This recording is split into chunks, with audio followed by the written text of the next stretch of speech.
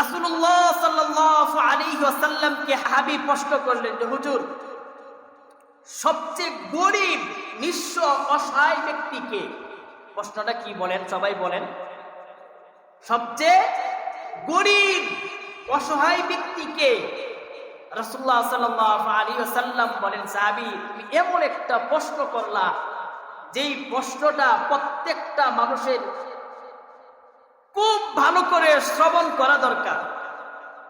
সাহাবীর প্রশ্নের জবাবে রাসূলুল্লাহ সাল্লাল্লাহু আলাইহি ওয়াসাল্লাম বলেন, শোনো, হাসরের ময়দানে এমন ব্যক্তি উঠবে যেই ব্যক্তি পাহাড় পরিমাণ নেক আমল নিয়ে উঠবে। উঠার পরে হাসরবাসী বলবে, লোকটা কতই না ভাগ্যবান, সেলসেলায়া জান্নাতে চলে যাবে। লোকটা কতই না ভাগ্যবান, ফ্রিতে জান্নাতে চলে যাবে। লোকটা কতই না ভাগ্যবান, তার জাহান্নামে যাওয়া লাগবে না, হাসরের ময়দানে পেরেশানি করা লাগবে না। মানুষ তাকে নিয়ে আনন্দ উল্লাস করবে বা আফসোস করবে। এমন সময় কি বললাম, বলেন কি বললাম? এমন সময় এক ব্যক্তি আল্লাহর আদালতে দরখাস্ত করবে, ফরিয়াদ করবে, এবার রাহি, তুমি না মালিক ইয়াউমিদ্দিনের আহকামুল হাকিমিন, তুমি না বিচার কার্য আজকে চালু করবে। এমন ব্যক্তির ব্যাপারে আমার কিছু অভিযোগ আছে। কি অভিযোগ? আমি দুনিয়াতে মেয়ে সন্তান হয়ে দুনিয়াতে জন্মগ্রহণ করেছিলাম, এমন ব্যক্তির বোন আমি, অমুক ব্যক্তির ভাগ্নি আমি, অমুক ব্যক্তির ভাই আমি, অমুক ব্যক্তির সন্তান আমি, অমুক ব্যক্তির এইভাবে আমি আত্মীয়, তার কাছে আমার এই পরিমাণ সম্পদ ছিল। দুনিয়াতে আমার সম্পদ সে বুঝাইয়া দেই নাই, আমি বোন হিসাবে, আমি ভাগনা হিসাবে, আমি ভাগ্নি হিসাবে, আমি ছেলে হিসাবে সে বাবা ছিল। এইভাবে সে অভিযোগ করার পরে আল্লাহ বলবেন, আরে বেটা, এটা কি কলাপাড়া পাইছস? এটা কি বাংলাদেশ পাইছস যে এটা সহায় সম্পত্তি ক্ষেত আছে, তা আজকে তোরা ক্ষেত বুঝাই দিব? আল্লাহর এমন প্রশ্নের জবাবে সে বলবে, এই যে পাহাড় পরিমাণ সহায় নেক আমল নিয়ে হাসরের ময়দানে দাঁড়াইছে, আমি আজকে এমন নেক আমল আমি দাবি করি সে আমাকে দিয়া দিবে, আমি যেন সেলসেলায়া ফ্রি ভাবে যেন জান্নাতে চলে যেতে পারি। সুবহানাল্লাহ। লম্বা কথা মিয়া, এগুলা কথা প্রত্যেক দিন স্মরণ করা দরকার। যদি স্মরণ করি তাহলে পরের সম্পত্তি আত্মসাৎ করার মন চাবে? বলেন বলেন। এগুলো যদি স্মরণ রাখি আর করি, আরেকজনের সম্পত্তি নিজের কাছে রাখার মন চাবে? শুনেন হাদিসটা, এরপরে কি হবে? আল্লাহ রাসূল বলেন যে পাওনাদারের পাওনা নেক দিয়া বুঝাইয়া দিবে।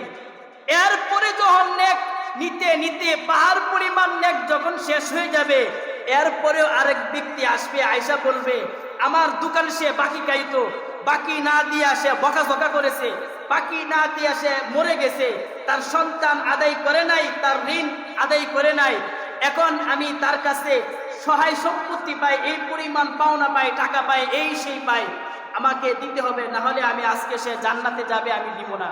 আল্লাহ বলেন, তার এই পরিমাণ নেক আমল ছিল, সব নিয়ে গেছে, এখন তো তার কাছে আর কোনো নেক আমল নাই, কি নিবা? এবার বাদী বলবে, আল্লাহ, আমার কাছে যে পরিমাণ গুনাহ আছে, আমার গুনাহ তাকে দিয়া দাও, আমার গুনাহ হালকা হয়ে যাক, আমি যেন সহজে জান্নাতে চলে যেতে পারি। সুবহানাল্লাহ।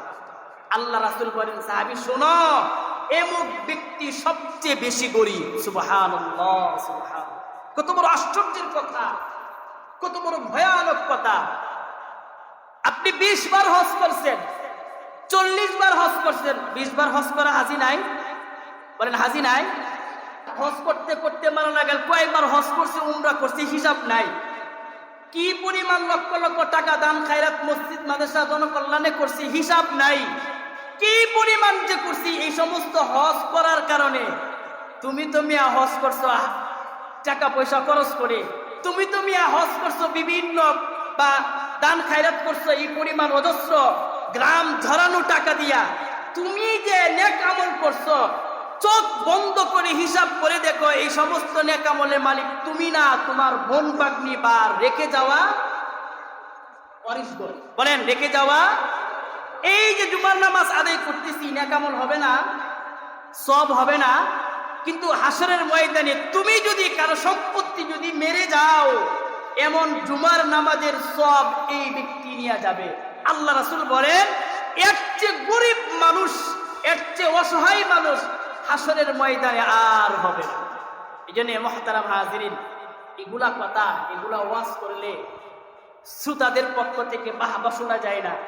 শ্রোতাদের পক্ষ থেকে কি বলে শুনবেন? বলে শীতের দিন খেতার ওয়াজ করবেন না। কি বলে? কি বলে? ফুসমায় শীত খেতার ওয়াজ করবেন না। তার মানে সমাজ যেভাবে চলতেছে চলতে দেন হুজুর, এই সমস্ত আলোচনা করার কোনো দরকার নেই।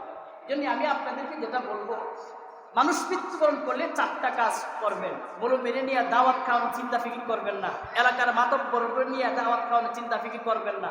4টা কাজ করবেন। প্রথম নম্বর কাজ হলো তার রেখে দেওয়া সম্পত্তি থেকে কাফন দাফনের ব্যবস্থা করবেন। দ্বিতীয় নম্বর কাজ হলো মৃত ব্যক্তির ওসিয়ত থাকলে 3 ভাগ করে সহায় সম্পত্তি থেকে 1 ভাগ দিয়ে তার ওসিয়ত পালন করবেন। তৃতীয় নম্বর কাজ হলো তার সমস্ত সম্পত্তি দিয়া হলেও ঋণ পরিশোধ করবেন। 4 নম্বর কাজ হলো তুমি ভাই আছো, বোন আছো, মেয়ে আছো, তুমি মা আছো, যা আছো, সুন্দরভাবে দুনিয়ার নিজাম, কোরআন এবং হাদিসের নিজাম অনুযায়ী সম্পত্তি বন্টন করে নাও। এই 3টা 4টা কাজ করতে রাজি আছি আমরা।